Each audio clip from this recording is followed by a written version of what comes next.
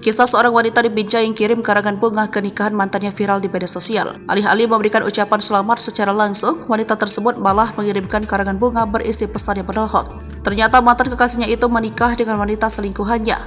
Hal itulah kemudian membuat pemilik akun TikTok Broken Home Broken Heart 1 sakit hati dan mengirimkan karangan bunga tersebut. Mantan nikah, mengucapkan secara langsung, lewat karangan bunga lah, tulisnya dalam narasi unggahan. Dalam unggahan itu, pemilik akun memperlihatkan sebuah karangan bunga yang berdiri terpajang di depan lokasi acara pernikahan. Terlihat papan bunga tersebut terbuat dari kayu dengan hiasan bunga warna putih dan ungu. Sontak karangan bunga itu langsung bikin salah fokus karena berisi pesan yang menohok. Melalui karangan bunga tersebut, pemilik akun yang diketahui bernama Resha Poppy mengucapkan selamat atas pernikahan mantannya itu dengan wanita selingkuhannya.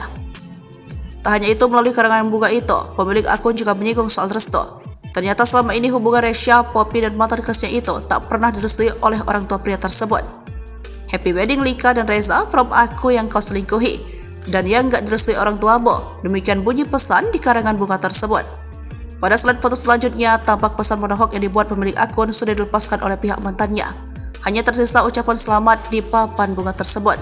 Loh, kok dicopot? Bahagia ya orang tuamu? Mau yang terbaik kan untuk anaknya? Toh sudah dapat yang paling terbaik bukan? Sampai di luar nalar apapun dilakukan supaya kita nggak sama lagi saking bencinya sama aku. Padahal nggak tahu letak salah aku di mana. Sehat-sehat keluarga, doa terbaik untuk kalian yang sudah membuat hidupku hampir gila, tulisnya.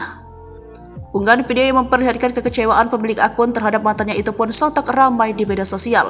Unggahan itu pun ramai dikomentari oleh warganet.